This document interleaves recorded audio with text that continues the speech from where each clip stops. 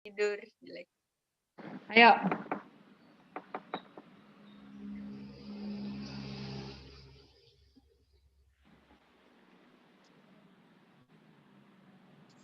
Assalamualaikum warahmatullahi wabarakatuh. Kami dari kelompok 1 ingin mempresentasikan hasil kerja kami dengan tema pengamalan tauhid yang asketik dan kritiknya. Ada beberapa penjelasan yang akan kami jelaskan. Di antaranya yang pertama, asumsi dan ekspresi pengamalan tauhid asketik. Yang kedua, dampak pengalaman tauhid asketik pada kehidupan sosial. Yang ketiga, kritik atas asketisme dan ekapisme beragama. Materi penjelasan akan disampaikan oleh yang pertama, Anissa Nurmala dan Wanda. Yang kedua, Anissa Septa. Dan yang ketiga, Atian Dini. Coba slide.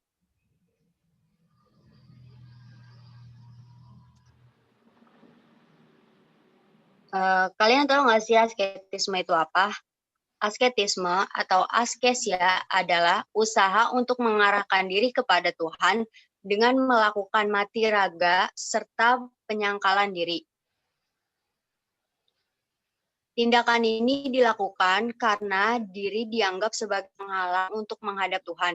Mereka melakukan penyiksaan diri, mungkin mematangkan makan dan tidur dalam waktu yang lama, atau mengenakan pakaian yang kasar, sengaja biarkan diri diterpa panas atau dingin, serta memantangkan hubungan seksual. Selanjutnya, materi penjelasan akan disampaikan oleh Anissa Nurmala dan Wanda. Kepadanya saya persilakan. Asumsi dan ekspresi pengalaman tauhid asketik. Yang pertama, di dalam agama Buddha. Di India melakukan asketisme dengan cara berkeinginan melepaskan diri dari samsara atau penderitaan yang melingkari kehidupan manusia. Pola pelepasan dirinya adalah dengan melakukan pemutusan diri, jasa tubuh dianggap jahat harus dihancurkan.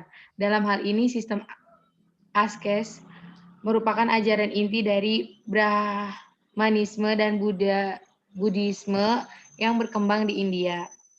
Yang kedua ada Yahudi. Asketisme juga terdapat pada agama Yahudi. Asketis pada agama ini dimulai dengan perjumpaannya dengan kebudayaan Yunani, di mana tokoh yang memadukan Yudisme dengan kebudayaan Yunani adalah Philo dari Alexandria.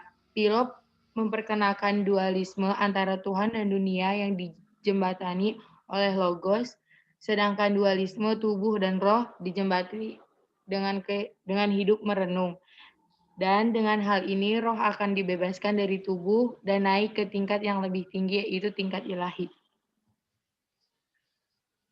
Yang ketiga, di dalam agama Kristen, pada agama Kristen, asketisme dimaknai sebagai latihan berat, yakni dengan melalui pelepasan diri dari keinginan duniawi dalam mencapai kebebasan yang kokoh. Asketis tersebut biasa dilakukan oleh para rahib di gereja-gereja Kristen. Mereka melakukan atau menjalankan penyiksaan diri melalui berbagai macam cara, dengan harapan apa yang dilakukannya adalah perbuatan yang disukai oleh Tuhannya. Mereka mengatakan bahwa kami menghukum diri kami sendiri karena kami mengetahui dengan sangat baik bahwa setiap butir rasa sakit membuat kami berharga sekarang. Kami akan memiliki ratusan butir rasa senang sebentar lagi. Asketisme bila dibawa pada kesimpulan logisnya hanya dapat dihasilkan dalam bentuk bunuh diri atau kematian dengan sengaja. Lanjut, Wanda.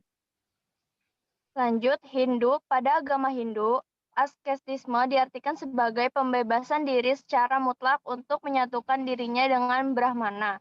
Pada agama ini, asketisme dilakukan dengan cara menjauhkan diri dari nilai-nilai duniawi dengan model berpuasa yang berlebihan, mengurangi volume tidur, menjauhkan dan bahkan mengharamkan diri dari semua kenikmatan dunia dengan cara menyiksa diri, memikul beban diri dari bala bencana, menganggap dirinya selalu berduka dan merasa kecewa. Mereka tidak pernah mengharap mati, karena kematian hanya akan memindahkannya pada kehidupan yang baru.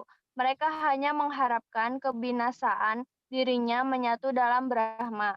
Oleh karena demikian, maka orang Hindu dalam kehidupannya selalu meliputi dengan kesengsaraan, memerangi kelezatan, bersifat negatif, hidup meminta-minta, dan menyiksa diri.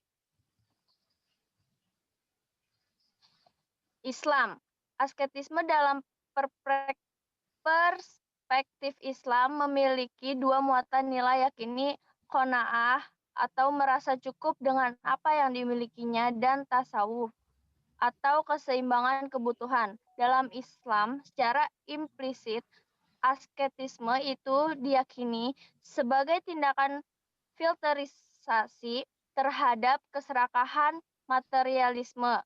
Pada dasarnya, manusia tidak mampu menempatkan dalam posisi ideal, yakni antara mencintai harta dengan kebutuhan memenuhi harta secukupnya. Dalam mencari kekayaan dan menguasainya, sebenarnya tidak akan membawa satu hikmah dalam kehidupannya, karena apa yang dimilikinya ada bagian dan hak fakir miskin. Maka dari itu, penguasaan harta berlebihan diiringi dengan kewajiban menunaikan perintah zakat dan infak. Selanjutnya melakukan revolusi nafkah terhadap kaum duafa diharapkan dalam menumbuhkan keseimbangan psikologi untuk meredam sikap keserakahan. Selanjutnya, materi akan disampaikan oleh Anissa Septa. Kepadanya saya persilakan. Materi yang kedua yaitu ada dampak pengamalan tauhid asketik dalam kehidupan sosial. Yang pertama, kejujuran.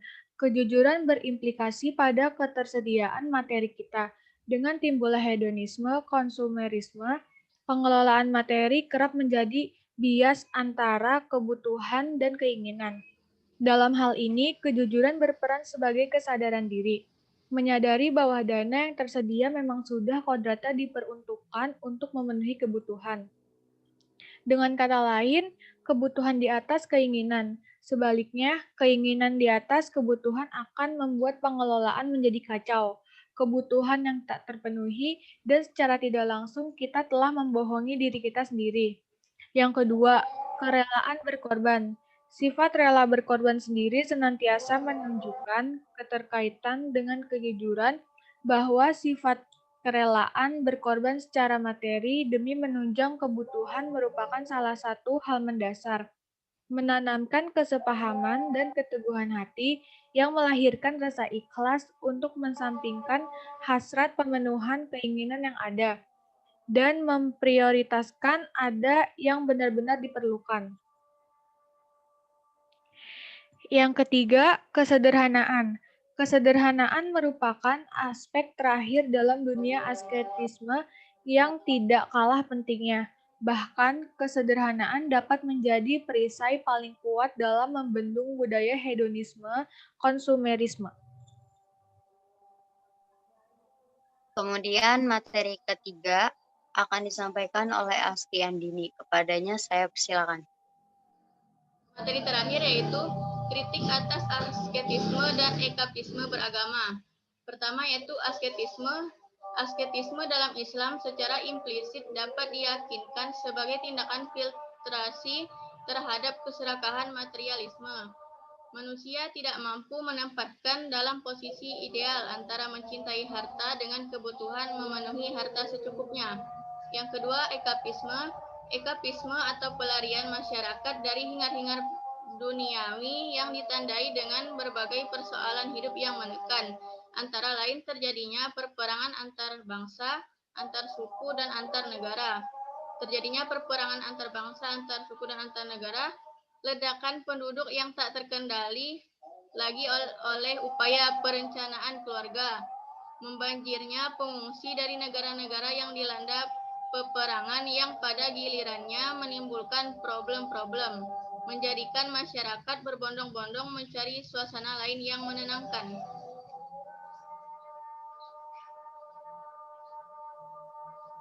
Oke, sekian presentasi yang dapat kami sampaikan. Kurang lebihnya mohon maaf. Wabillahi taufiq wal hidayah. Wassalamualaikum warahmatullahi wabarakatuh.